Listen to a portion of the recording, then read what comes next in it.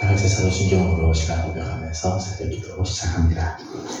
나는 전능하신 아버지 하나님 천지의 창조주를 믿습니다. 나는 그의 유일하신 아들 우리 주 예수 그리스도를 믿습니다. 그는 성령으로 잉태되어 동정녀 마리아에게서 나시고 본디오 빌라도에게 고난을 받아 십자가에 못 박혀 죽으시고 장사된 지 사흘 만에 죽은 자 가운데서 다시 살아나셨으며 하늘에 오르시어 전능하신 아버지 하나님 우편에 앉아 계시다가 거기로부터 살아있는 자와 죽은 자를 심판하러 오십니다. 나는 성령을 믿으며 거룩한 공교회와 성도의 교제와 죄를 용서받는 것과 몸의 부활과 영생을 믿습니다. 아멘. 찬송가 278장 같이 부르겠습니다. 찬송가 278장입니다.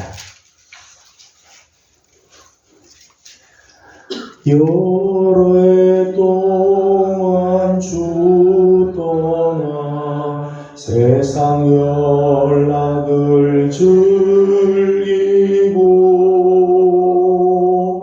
저 흉악한 죄에 빠져서 은혜를 잊었네. 오 사랑의 예수님 내 마음을 곧 엽니다. 곧 들어와 나와 함께하며 내 생명이 되소서. 죄악에 죽을 인생을 심히 불쌍히 여기사 저 하늘의 영광 버리고 이 세상에 오셨네. 오 사랑의 예수님 내 마음을 곧 엽니다. 곧 들어와 나와 함께하며 내 생명이 되소서. 공포를 입은 구주는 가시며 류관 쓰시고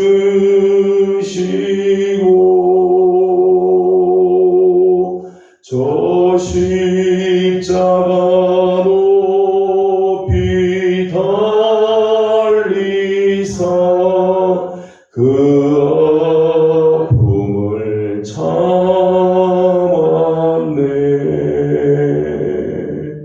오 사랑의 예수님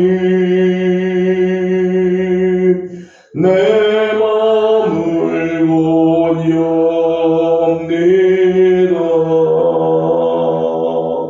곧 들어와 나와 함께하며 내 생명이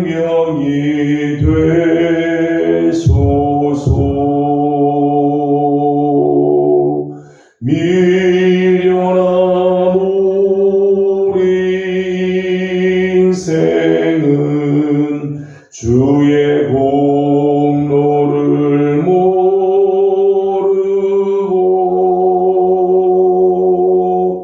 그 쓸쓸한 사막 가운데 늘 헤매고 다녔네. 오 사랑의 예수님, 내 맘을 곧 엽니다. 곧 들어와 나와 함께하며 내 생명이 되소서.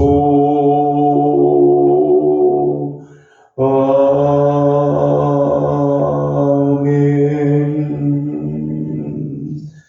네.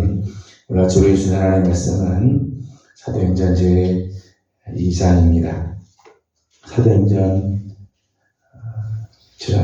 제3장 11절에서 26절까지 말씀입니다. 사도행전 제3장 11절에서 26절까지 함께 교도하겠습니다.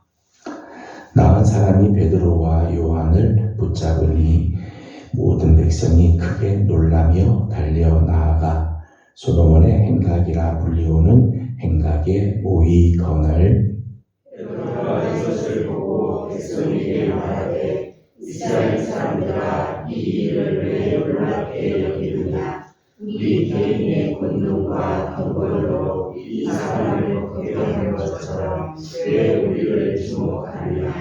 아브라함과 이삭과 야곱의 하나님 곧 우리 조상의 하나님이 그의 종 예수를 영화롭게 하셨느니라. 너희가 그를 넘겨주고 빌라도가 놓아 주기로 결의한 것을 너희가 그 앞에서 거부하였으니 너희가 거룩하고 의로운 일을 거부하고 도리어 살인한 사람들과 죽이를 좋아하여 생명의 주를 죽였도다. 그러나 하나님이 죽은 자 가운데서 그를 살리셨으니 우리가 이 일의 증인이라. 그 이름을 믿음으로 그 이름이 너희가 알고 하나님 이 사람을 성하게 하였나니 예수로 말미암아 많은 믿음이 너희 모든 사람 앞에서 이같이 완전히 낫게 하였느니라.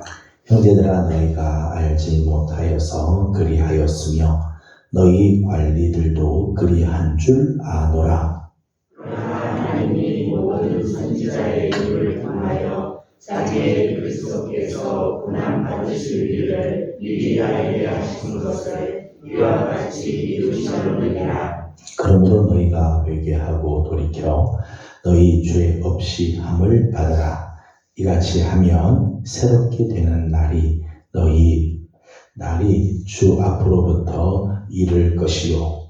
또 주께서 너희를 위하여 예정하신 그리스도 곧 예수를 보내시니 하나님이 영원 전부터 거룩한 선지자들의 입을 통하여 말씀하신 바 만물을 회복하실 때까지는 하늘이 마땅히 그를 받아 두리라.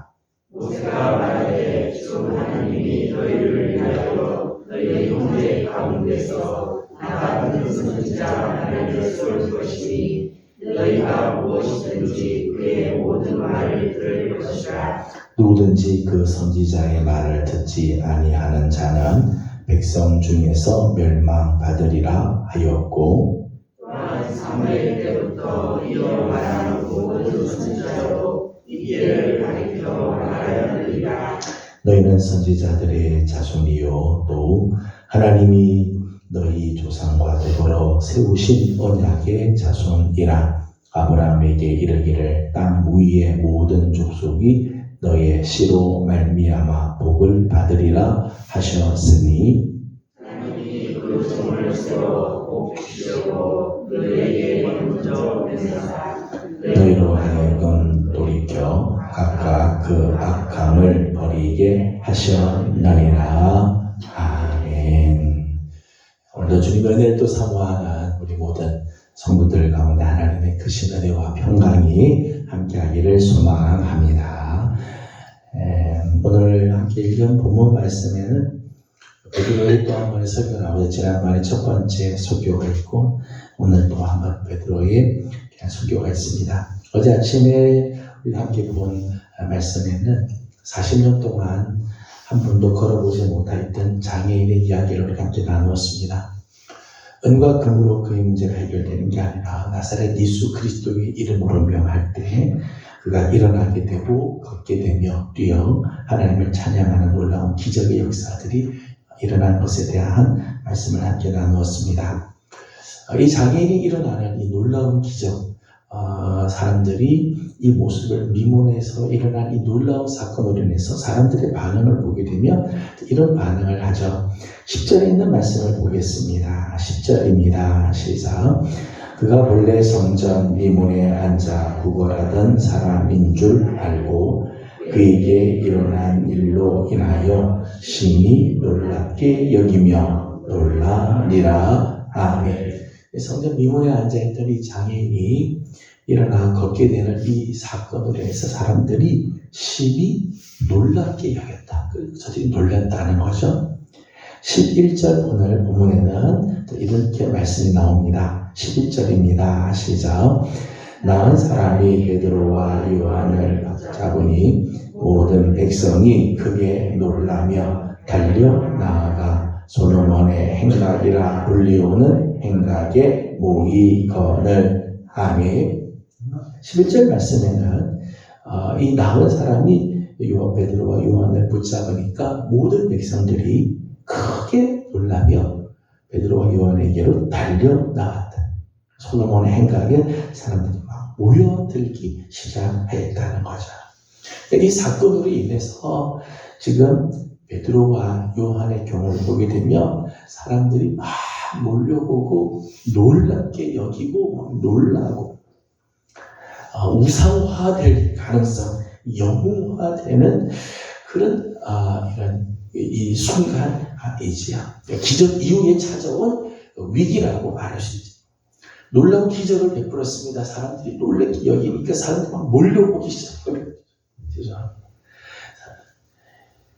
예수의 이 놀라운 이 기적의 사건을 위해서 사람들이 막 몰려오고 그리고 막 이제 막 그 베드로와 요한을 막 사람들이 막 추앙하려고 하는 그런 모습들이 지금 찾아오고 있다는 것.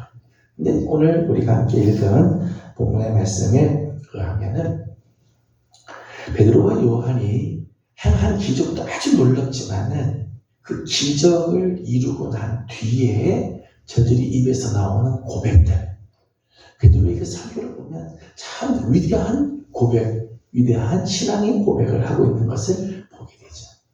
기적을 베푸는 것도 참 놀라운 일이지만 사실은 그 기적 뒤에 일어난 사건들, 기적 뒤에 일어난 저들의 고백이 아주 위대한 고백을 하였다는 것. 오늘 베드로의 이 고백에서 몇 가지를 잠깐 보려고 합니다. 12절 말씀을 다 같이 보겠습니다. 12절입니다. 시작.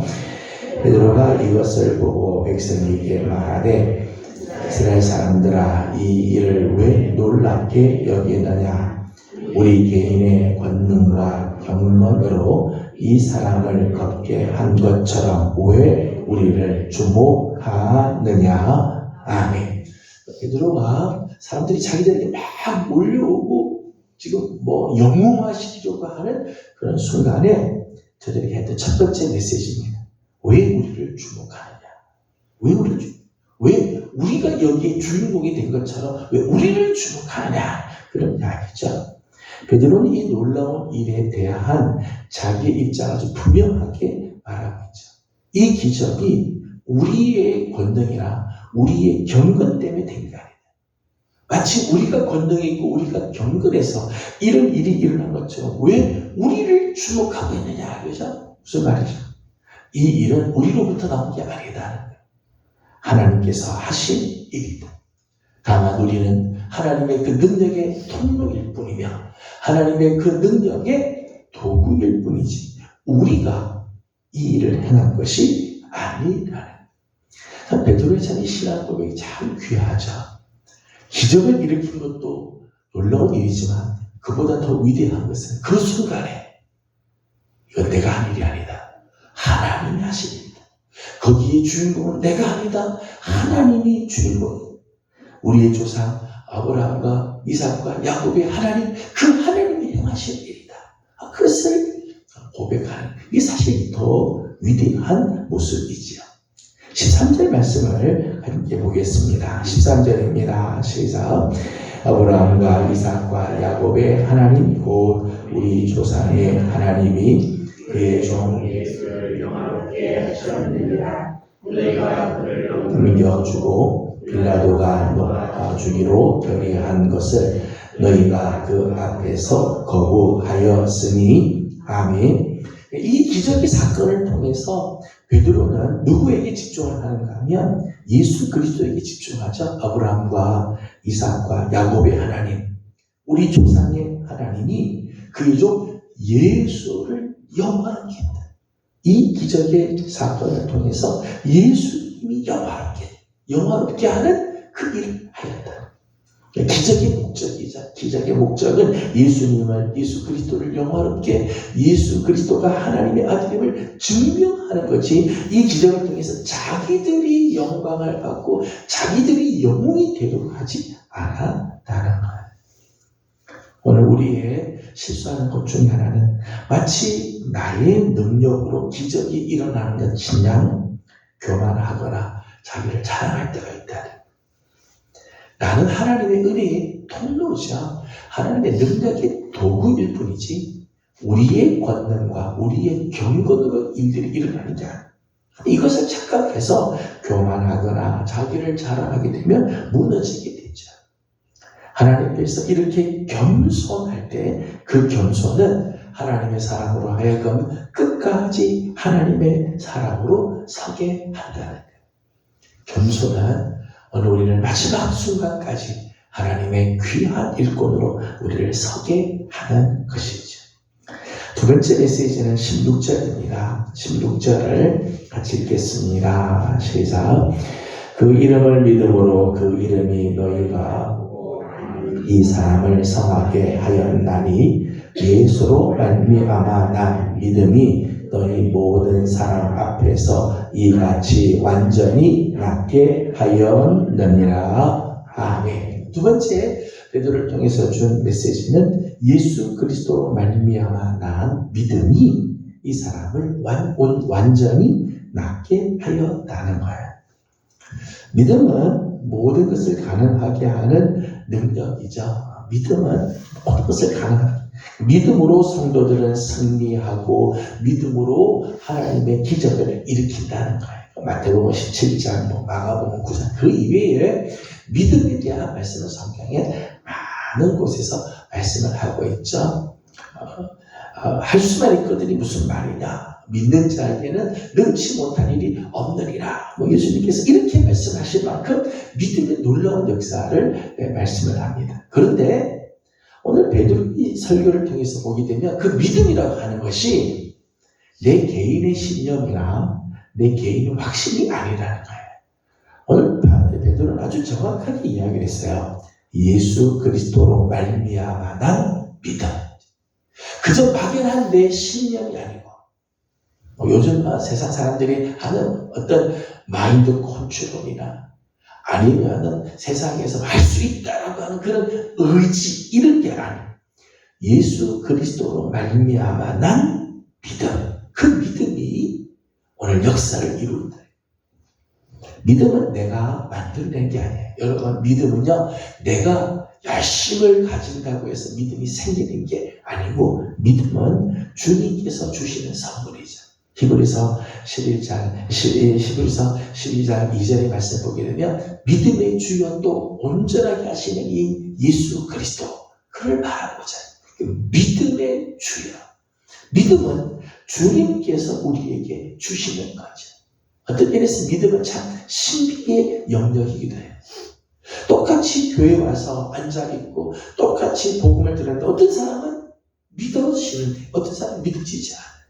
아무리 오래 교회를 다녀도 정말 하나님의 역사하심에 대해 아멘 이 나오는데 어떤 사람은 이 아멘이 안 나오는 거지. 믿음은 시간이 해결해 주는 것도 아니고 내 열심으로 만들어지는 게 아니라 주님께서 주시는 선물이죠. 선물. 주님께서 그런 면에서 보면 믿음은 신비의 영역이라고 말할 수 있죠. 베드로는 기적의 현장에서 자기가 드러나는 게 아니라 예수 그리스도를 드러내죠. 예수님의 실체로 관심을 돌리게 하죠. 그 기적을 통해서 예수가 그리스도임을 드러내고 예수 그리스도로부터 나오는 그 믿음이 이 역사를 이루었다. 예수 그리스도로부터 난 믿음을 정확하게 말씀해 주었습니다. 19절 말씀을 보겠습니다. 19절 같이 읽습니다. 시작. 그러므로 너희가 회개하고 돌이켜 너희 죄 없이 함을 받으라. 이같이 하면 새롭게 되는 날이 주 앞으로부터 이를 것이요. 아멘. 19절 말씀에 이렇게 나오죠. 너희가 회개하고 돌이켜 너희 죄 없이 함을 받으라. 회개하고 돌이켜서 죄 없이 함을 받으라. 이 기적의 사건으로 인해서 기적만 이런 게 아니라 베드로는 그것을 통해서 예수 그리스도를 드러내고 믿음을 강조하며 그리고 회개까지 가죠. 기적의 현장에서 회개를 선포하고 죄 없이 함을 받을 것을 말하고 있습니다. 죄는 어떤 방식으로도 없어지지 않아요. 여러분 우리가 지은 죄는요 세상의 어떤 곳으로도 이게 해결되지 않고 없어지지 않는다는 거예요. 어떤 핑계도 통하지 않고 어떤 변명도 이것을 해결해 줄 수가 없는 거예요. 우리가 알고 짓는 죄가 있고 모르고 짓는 죄가 있고 그렇죠? 알고 짓는 죄는요 괘씸하죠. 알면서도 지었으니까. 모르고 짓는 죄는 사실 아주 심각하죠. 죄인지도 모르고 지금 계속해서 짓고 있으니까 그게 아주 심각한 죄. 알고 짓든 모르고 짓든 그 죄는 어떤 방식으로도 해결이 안 돼. 죄를 해결하는 유일한 길은 회개밖에 없죠. 회개. 내 죄를 시인하고 주님 앞에 내 죄를 다 쏟아놓으며 주님에게 우리의 죄를 다 내려놓고 하나님의 방향으로 돌아서는 것. 그게 회개죠. 회개만이 죄를 해결해 줄 수 있습니다. 그런데 참 회개라고 하는 이 주제는 참 거북한 주제. 거북한. 교회에서도 회개에 대한 이야기를 자꾸 하게 되면 사람들이 그 이야기를 듣고 싶지 않아요. 다루고 싶지 않고 피하고 싶은 주제이기도 합니다. 하지만 회개는 반드시 거쳐야 할 문제. 정말 오늘 우리 안에 하나님께서 주시는 회복의 은혜가 있기를 원한다면 반드시 회개가 있어요. 오늘 하나님께서 나는 어떤 삶을 살고 있는가? 예수를 믿었지만 오늘 내 삶이 더러워진 부분들이 있다면 이게 청산이 돼야 돼. 발을 씻듯이 우리 죄가 씻음을 받고 우리 죄를 자복하는 삶을 살아야 돼. 오늘 19절의 말씀을 보면 이렇게 회개하게 될 때 새롭게 되는 날이 주 앞으로부터 이를 것이다. 새롭게 되는 날이 오게 된다. 새롭게 되는 날은 다시 시작한다. 이런 의미가 있죠. 다시 시작한다. 근데 이 새롭게 한다고 하는 이 말, 아나푸시케라고 하는 말은 다시 시작한다는 의미도 있고요. 아나라고 하는 말, 위라고 하는 뜻이에요. 위로 숨을 쉬게 된다. 하늘에 숨을 쉬게 된다. 이런 의미가 있죠. 하나님께서 주시는 생명으로 가득하게 된다. 죄를 짓고 회개하지 않으나 우리는 영적으로 숨이 턱턱 막히게 돼. 숨이 막히고 영적으로 죽어가는 거죠. 회개하게 될 때 새롭게 되는 날 우리를 다시 살아나게 하시고 하늘에 숨을 쉬게 하는 우리의 영혼이 정말 호흡이 터지고 정말 우리의 호흡이 하나님의 생명으로 호흡을 하는 역사가 일어나게 된다는 거예요. 오늘 베드로가 이 기적의 현장에서 그냥 기적으로 영웅이 되는 게 아니라 바로 이 회개를 선포하고 새롭게 되는 나를 선포하는 것을 보게 되죠.